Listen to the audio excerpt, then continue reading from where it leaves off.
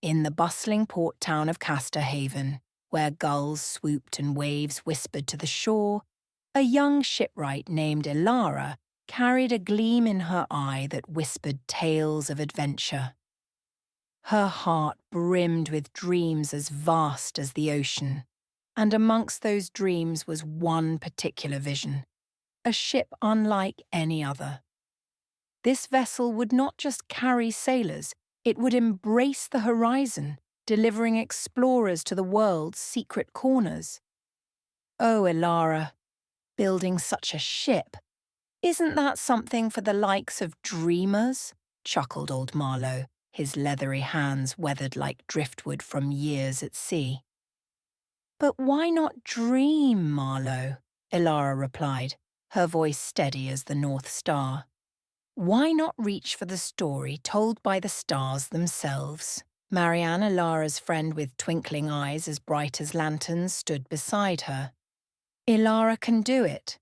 I will help her. I will too, chimed in Pip, the boy with a mischievous smile always ready to string nets or fetch tools. Despite the town's skepticism, Elara remained unyielded. She gathered materials with Marianne's clever ideas and Pip's eager assistance. They collected not just wooden ropes, but also laughter and resilience in equal measure. One brilliant morning, as the sun painted the sky with golden rays, Elara called her friends to a clearing by the docks. Here lies the heart of our ship, my friends. It begins today. They worked tirelessly. Marianne's nimble fingers danced over the blueprints, while Pip fetched nails and carved details into the seams. The ship's spirit grew from mere whispers and designs into a shapely hull that glimmered with promise. Each plank hammered into place sang a song of dreams waiting to set sail. Yet challenges arrived as unwelcome guests, brewing like storms on the horizon. Rare timbers, essential for the ship's grand stature, were scarce. One afternoon, a fierce wind unravelled their progress, snapping ropes and thrashing their half-built dream upon the shore. Elara felt her heart sink deeper than the ocean's depths. What if this dream is too much? She wondered aloud, her voice almost swept away by the relentless wind. Pip scrambled to her side, eyes flashing with determination. Great ships, like great dreams, don't come easy, Elara. What's next? And great friends don't give up, added Marianne, a spark of defiance in her gaze. We'll find more timber, and the wind only makes us stronger. Their words washed over Elara like a gentle tide, rekindling the flame of hope. With renewed vigour, they embraced the challenges as opportunities to learn and grow. As each hurdle was met with ingenuity and courage, the ship began to ascend from the docks, tall and proud. It gradually became the talk of Castorhaven, not a whisper of doubt, but a chorus of curiosity. Mr. Fallow, the local blacksmith, offered his forge for shaping the metal parts. Even old Marlowe helped, his gruff visage softened by admiration for the resilient crew.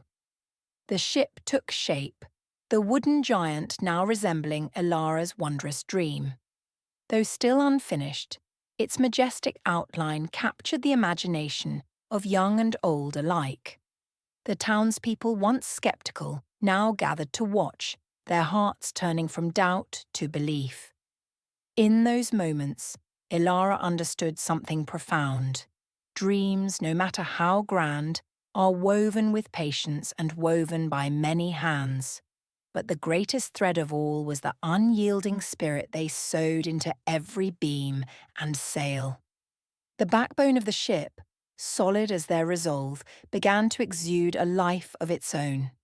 Elara could feel it, a hum of expectancy, much like the town itself, now united in its focus on the grand vessel taking shape at the harbour's edge. But the journey was not without its tests. One morning, as dawn's light brushed the sky with pastel hues, the sound of hurried footsteps broke the calm. Breathless, Pip dashed up to Elara. "Elara! The timbers! We've run out of the special cedar. What will we do?" Elara paused, her fingers still and mind racing. The cedar was crucial. It lent the ship its strength amidst the ocean's embrace. "We'll think of something," Elara assured him, her voice steady like the roots of an ancient oak. Just then, Marianne joined them, her eyes alight with an idea. "What if we asked Mr. Fallow?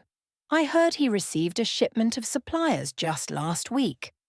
Wasting no time, they ran to the blacksmith's forge. Mr. Fallow listened intently, his face thoughtful beneath the overlay of ash. "We'll make a deal," he finally said, a warm glint in his eyes. "I have the cedar you need, but I wish to see the ship. If it truly holds the promise you say it does, I'll lend my timber and my hands to help." With careful deliberation, Elara led Mr. Fallow to the dock. Upon seeing the ship, he laughed a deep, hearty sound that seemed to carry across the water like a breeze. "Ah, to think I hesitated. This is a ship that yearns for the sea. Let's make sure it reaches it." And so, with renewed supplies and more helping hands than ever before, the ship grew, touching the imagination of Castorhaven as wooden beams touched sky. Day by day, inch by inch, the Ardent Voyager reached for completion. It was during a serene evening, when the sun dipped low and painted the world in gold, that the final nail was driven home. Exhausted yet exuberant, Elara and her tireless crew stepped back, admiration bursting from their hearts like a sunrise. They marvelled at the ship, no longer a dream but a reality, born from their own hands and a community's spirit. Elara stood by Marianne and Pip, the vessel a testament to their unwavering perseverance. "Every step, every shared moment brought us here," she whispered, her voice filled with awe. Now only the final test awaited, the launch of the Ardent Voyager, the culmination of dreams sown with hope and hands. The day of the launch arrived with the dawn splintering through the skies like ribbons of light. Castorhaven buzzed with excitement, every corner of the bustling town emptying as townsfolk gathered at the docks. Bells rang with merriment, their cheery clangs echoing off sea and sky. Elara stood on the deck of the Ardent Voyager, a knot of nerves and exhilaration twisting inside her. Beside her, Marianne and Pip beamed, their eyes wide in shared anticipation. "It's finally time," Pip said, hardly able to keep his feet still. "Yes, it is," Marianne agreed, her voice soft with wonder. As they prepared, old Marlowe shuffled forward, carrying with him a bottle adorned with ribbons, a gift meant for christening the ship. "Elara, it's not every day one sees a dream set sail. Well done, lass." With a grateful smile, she took the bottle. As it shattered against the ship's hull, a cheer erupted from the crowd, a wave of love and admiration washing over everyone. Slowly, with ropes loosened and gentle hands guiding, the Ardent Voyager slipped from the embrace of solid land into the caress of the open water. It bobbed lightly, then steadied, as if it had found its true home. The townspeople watched with bated breath as the sails filled and the ship danced into the welcoming arms of the horizon, a swan finding its sea. Laughter and cheers carried into the air, blending with the ever-present song of the ocean. Elara gazed around at Pip, Marianne, and all those who gathered. Her heart swelled with gratitude and the lessons etched behind her eyes. She knew that the ship carried more than its crew.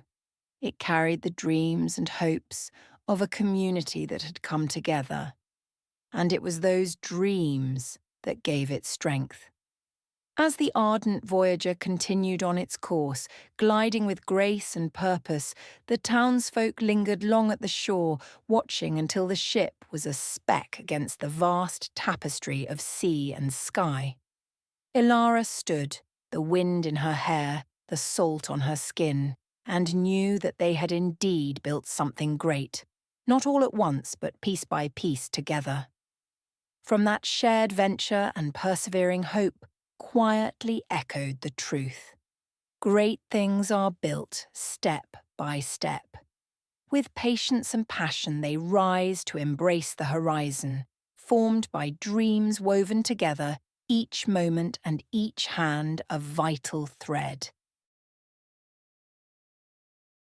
If you enjoyed this story, leave a thumbs up and subscribe to the channel so you don't miss future content.